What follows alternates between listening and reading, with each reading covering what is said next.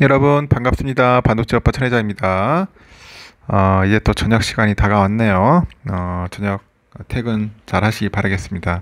일찍 퇴근하셔가지고 집에 가서 맛있는 저녁 드시고 또 편안하게 쉬었으면 좋겠습니다. 비가 내리는 곳이 좀 있을 거예요. 지금 비가 좀 보슬보슬 내리고 있습니다. 뭐 장마는 아닌 것 같은데 보니까 하늘에 먹구름이 좀 많이 껴 있더라고요.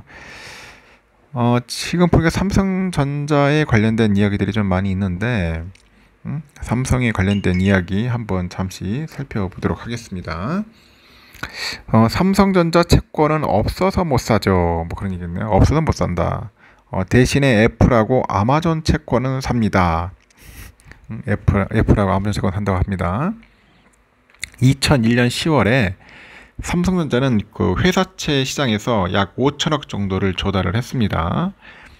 벌써 한 22년 됐겠네요. 23년 정도 되니까. 2001년이니까. 이 회사는 그 후 22년 동안 한국 회사채 시장으로서의 발길을 끊었습니다. 끊었고 약 100조 원에 육박하는 현금을 보유한 만큼 굳이 이제 자금을 빌릴 유인이 없었던 거죠. 돈이 있는데 뭐로 돈 빌리겠습니까?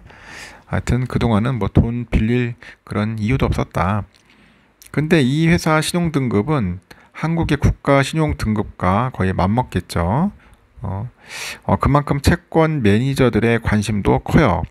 크고 이런 삼성전자가 돌연 연 50%에 육박하는 그런 금리로 대출을 받으면서 업계에 관심을 끌었습니다. 저도 생뚱맞게 갑자기 연 50%나 50%의 대출을 받는 겁니다. 왜 초고금리로 자금을 조달한 배경은 무엇일까 한번 살펴보도록 하겠습니다. 28일 날 투자은행에 따르니까 국제신용평가사인 무디스가 현재 삼성전자 신용 등급을 AA2로 이제 평가를 했습니다. AA2 안정적이다 뭐 이렇게 평가를 했는데 위에서 세 번째로 높은 등급으로 이제 무디스가 이제 평가한 한국의 국가 신용 등급과 거의 같아요. 그 다른 국제 신용평가사인 스탠더드 앤드 푸어스 S&P 여기에서는 삼성전자 신용 등급을 AA-로 이제 평가를 합니다. 뭐 안정적이다 뭐 그렇게 평가를 하고요. 뭐 위에서 네 번째로 높은 등급이라고 합니다. 한국의 국가 신용 등급보다도 한 단계 낮다 그러네요. 한국보다 낮다.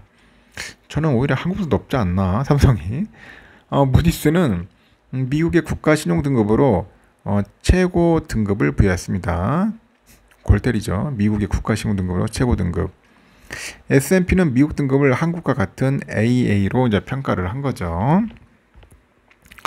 이렇게 삼성전자의 이 같은 신용 등급은 1997년 발행한 그 만기 30년의 양키본드, 그 양키본드를 통해서 이제 부여받은 겁니다.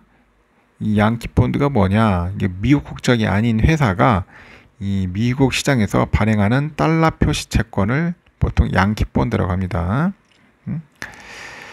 국가 신용 등급에 필적하는 그 신용도를 갖춘 삼성전자지만은 이례적으로 이제 고금리로 자금을 조달하면서 눈길을 끌었어요.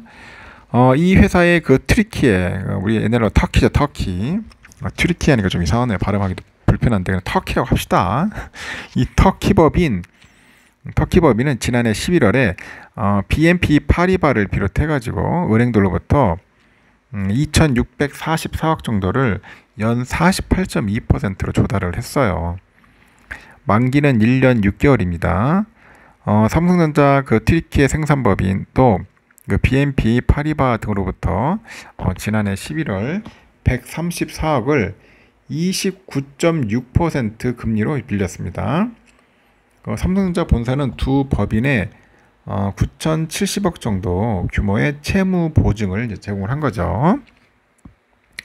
그 삼성전자가 이 같은 높은 금리로 자금을 조달한 것은 그 터키의 그 거시경제 여건과 좀 맞물리는 것 같습니다. 맞물리는데 터키의 그 기준금리는 현재 25%예요. 터키는 금 장난 아닙니다. 25%예요. 야, 이게 나라냐 이게 진짜 25%. 2.5도 좀 막 많다 난리치는데 터키 중앙은행은 지난 24일 보니까 기준금리를 17.5%에서 뭐 25%로 그냥 7.5%포인트 올려버립니다. 아주 화끈하게 올려버려요. 여기. 이 터키는 치솟는 물가에 대응해서 금리를 아주 빠르게 올리고 있다는 거죠. 그 터키의 지난 6월 소비자 물가 상승률은 38.2%입니다. 소비자 물가 상승률이 올해 초에는 50%를 넘었었어요. 만약에 우리나라가 이게 물가 상승률이 38, 40% 된다고 하면은 내가 볼 때는 거의 쿠데타 일어나지 않겠나 할 정도로 아주 심각하지 않습니까? 어떻게 물가가 막 50%씩 막 뛰고 그럽니다. 이 통상 그 대출 금리는 빠르게 치솟는 그 기준 금리에 이 가산 금리를 얹어가지고 이제 결정이 됩니다. 그 삼성전자 그 터키 법인도 이 같은 현지 금융 환경을 고려해서 이제 높은 수준으로 이제 산출된 것 같아요. 그런 조달한 자금으로 이제 터키 설비를 구축하는데 썼다고 합니다. 이렇게 고금리로 자금을 조달한 것은 이 터키 통화인 그 리라와 가치가 폭락하는 것과 맞물립니다. 리라와 참 터키 화폐인데 값어치가 없는가 봅니다. 하여튼 그렇습니다. 폭락을 해가지고 올 들어서 지난 6일까지 그 리라와 가치가 44.38%나 떨어졌다고 하더라고요. 고금리를 고려해도 향후 보유한 그 원화나 달러로 환전을 해가지고 리라와 차입금을 갚는 게 낫다는 그런 판단이 이제 작용한 것 같습니다. 여기에 이제 폭락하는 그 리라화에 대한 환해지도 여의치 않더라 그런 이야기를 하는 것 같습니다. 상황이 이렇다는 거예요. 여러분 참고하시라는 겁니다. 삼성전자가 뭐 상태가 안 좋아서 그런 게 아니라 또 터키라는 그 지역 특수성이 또 있구나 하는 것을 참고하시면 될 것 같아요.